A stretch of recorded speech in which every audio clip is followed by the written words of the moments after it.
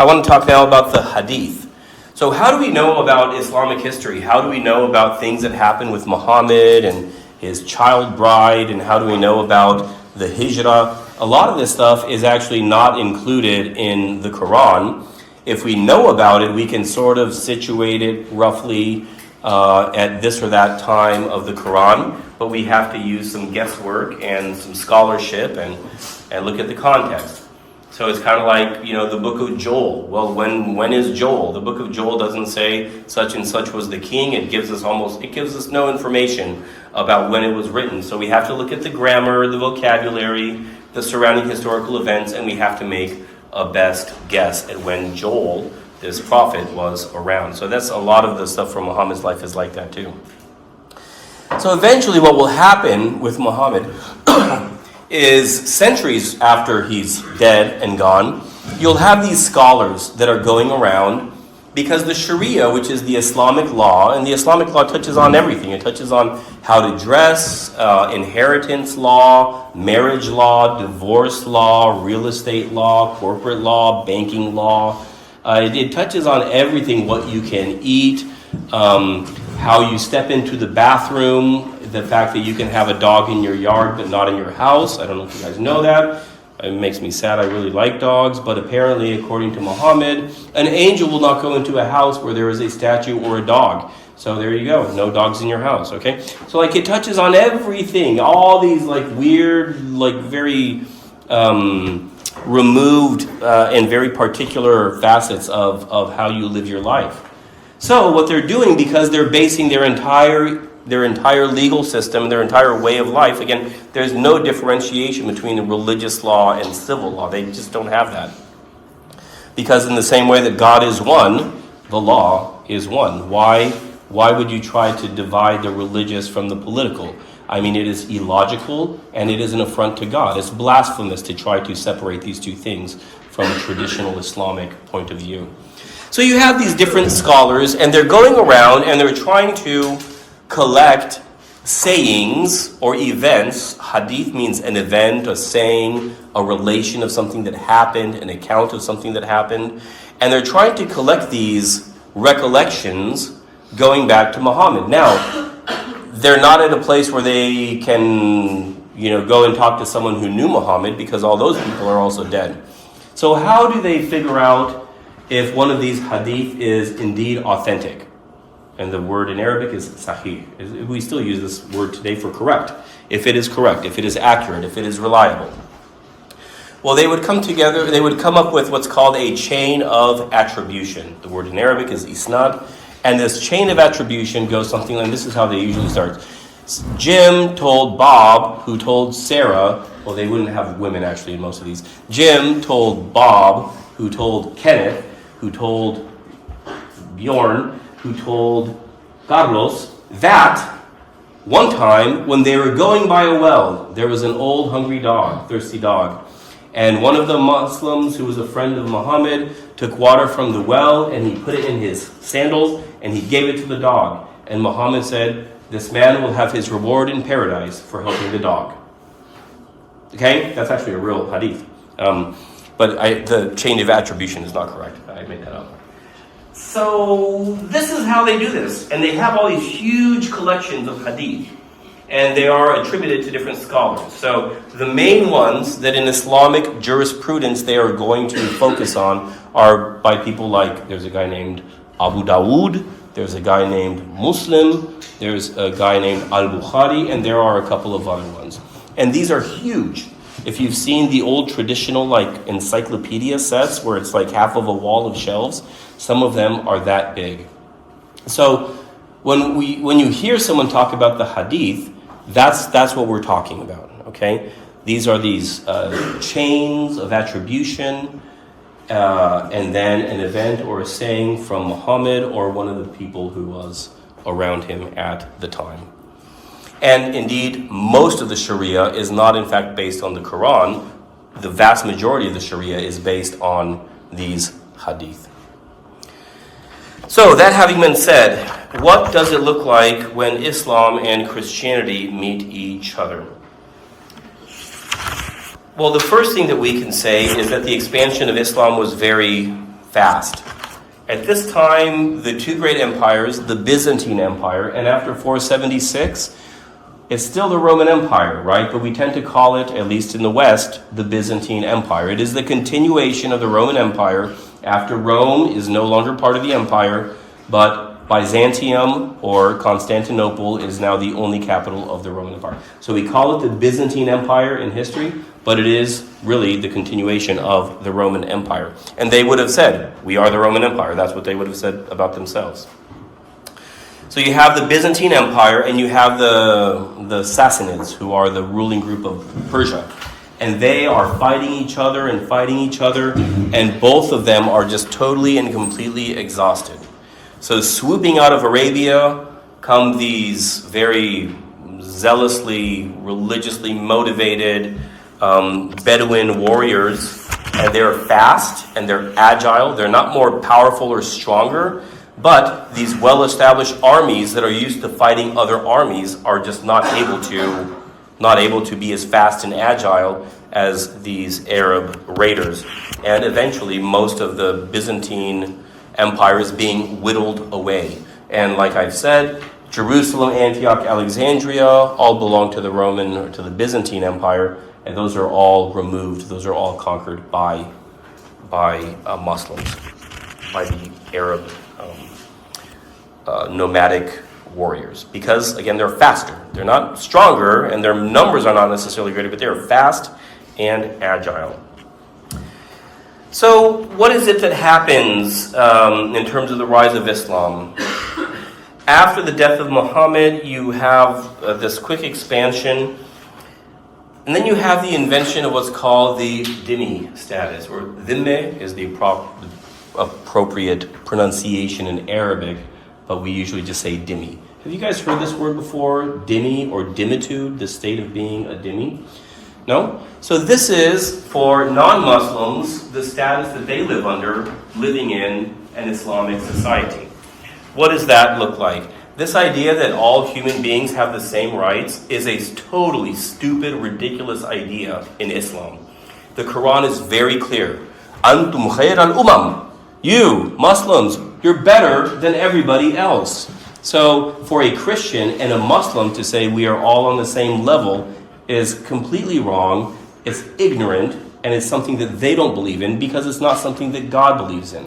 God believes that Muslims are better than Christians and Jews.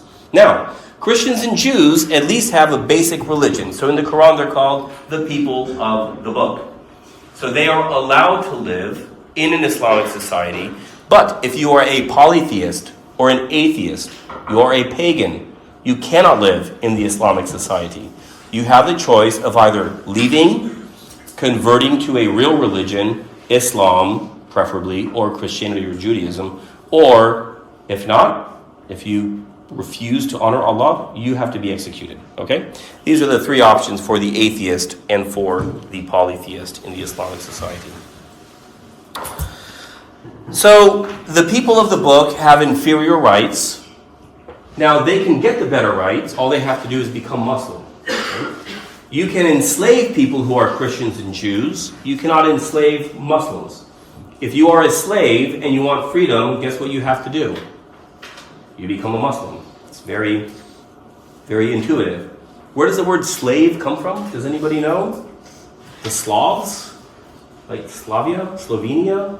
Because that's where they would get a lot of their white slaves from. The slave trade in the Muslim world far outpaced anything that happened in the transatlantic slave trade. It's a story that no one's going to tell you, but that's the way it is.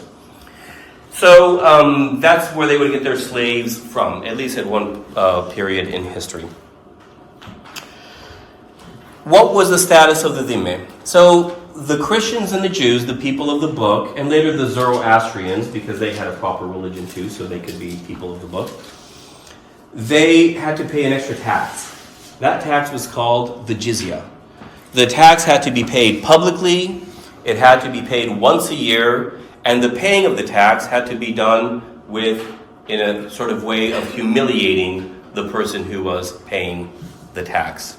And it is intentionally to show publicly that the Christians, the Jews, the Zoroastrians are inferior to, lesser than the Muslims. This is not radical. This is not fundamentalist Islam. This is just basic, simple, historical Islam. And this, for a long time, this worked really well. This was a great system for the Muslims because they would come in, they would take over a city where most of the population was not Muslim. They would be the ruling class, and they would have, I think, 70 to 80% of the population, and they're paying this extra tax. This is a great system for Muslims. But then the thing is, as time goes on, more and more people are becoming Muslims because it's just convenient to become a Muslim.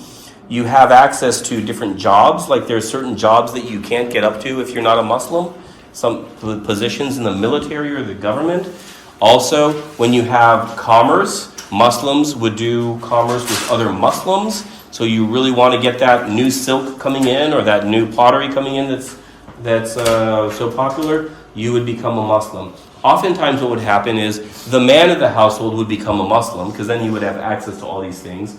And the wife would stay a Christian. But then what happens? Legally speaking, according to the Sharia, if one of the two parents is a Muslim, the children have to be Muslim. You'll hear this thing in Europe today, well, he's Muslim, I'm Christian, and we'll let the children choose later on. Okay, according to traditional Islam, you cannot do that. This is completely impossible.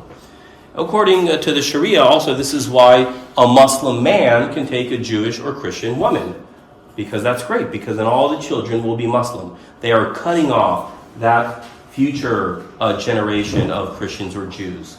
Now, if you are a Christian man, you cannot marry a Muslim woman because then, again, according to the Sharia, those are Muslim children, by the way, but typically speaking, culturally, usually the children would adopt the religion of the father. So that is not okay. That is against the rules in Islam. So Islam is very intelligent. It takes the kind of long sight. So this is the dhimmi status. And as long as the dhimme, the subjugated peoples, the humiliated peoples, paid this poll tax, the jizya, they were supposed to be safe. So they were paying this tax in order that they would have security. Now, that sounds nice, right? Like the Christians and Jews, they don't have to serve in the military, but they get security. So it's kind of like paying a tax to make sure that you have security for your town, for your village, for your neighborhood. The difficulty, the reason that this does not work, is precisely because historically, the Muslim ruler can repeal the protection agreement without telling you. Okay?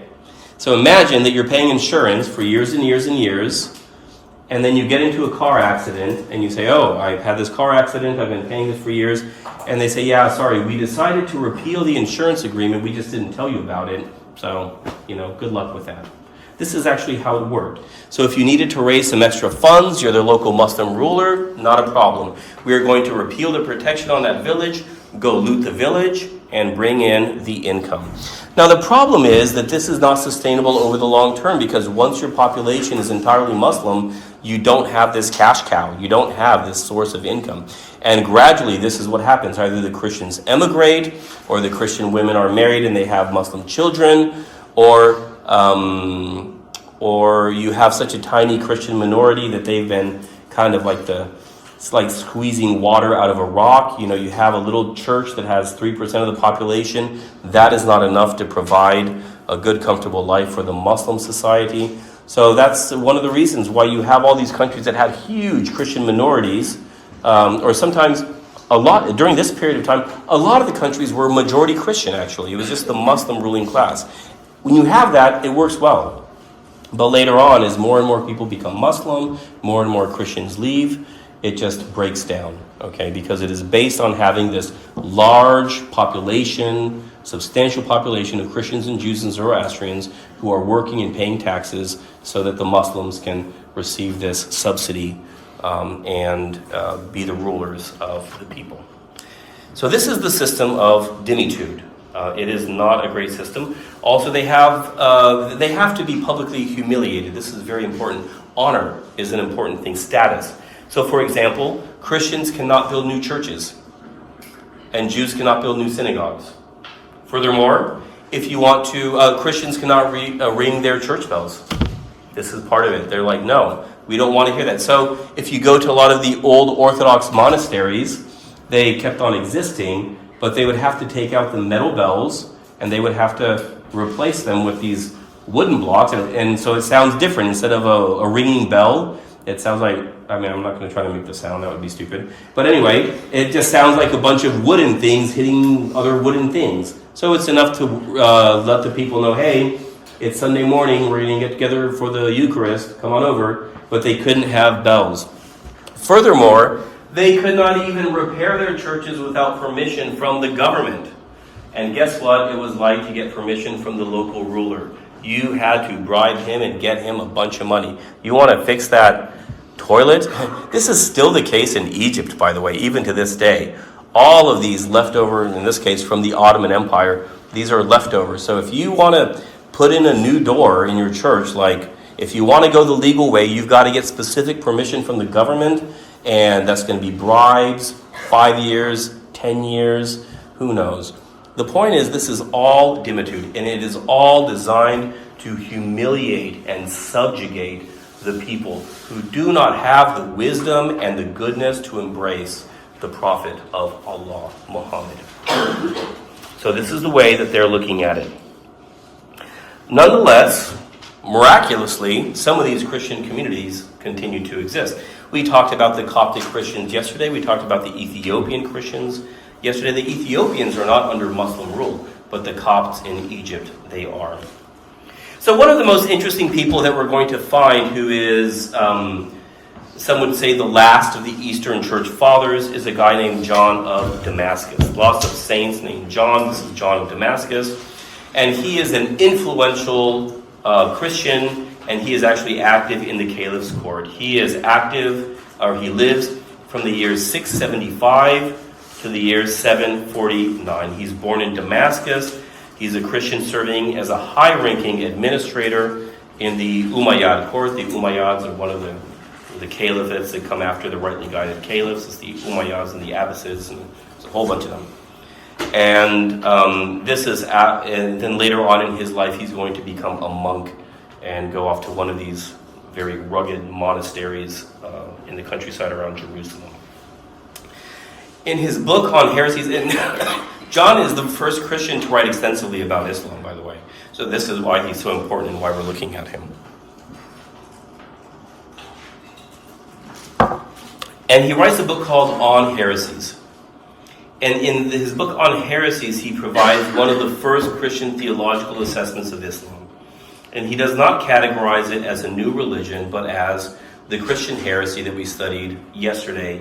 He calls it the heresy of the Ishmaelites, and he says that it is a form of Arianism. This has had, I would say, unfortunately, a really, really lengthy and way too strong influence on later Christians. He calls it Arianism because they refused, like Arius, to acknowledge that Jesus Christ is God from God, light from light, true God from true God, begotten, not made, and one being with the Father. They will not accept that, of course. Jesus, they believe in Jesus. I've got a whole talk called Jesus in the Quran. Go to my YouTube channel, you can listen to it there.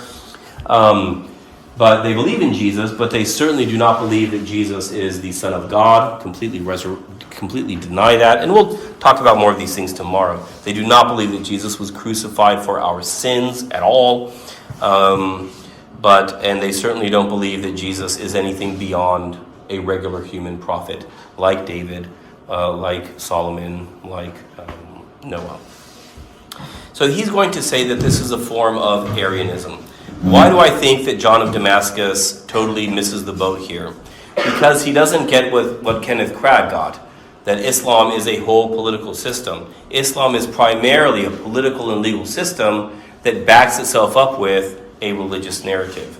Islam is not primarily a religion. It is primarily a political legal system. It is primarily a political ideology that has a veneer of religion on top of it.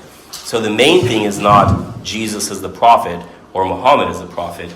It is, in fact, Islam as a political ideology. That's really what it is, fundamentally. So I think that John of Damascus, all due respect to him, very influential guy, wrote a lot of other good stuff, but I think he gets this wrong.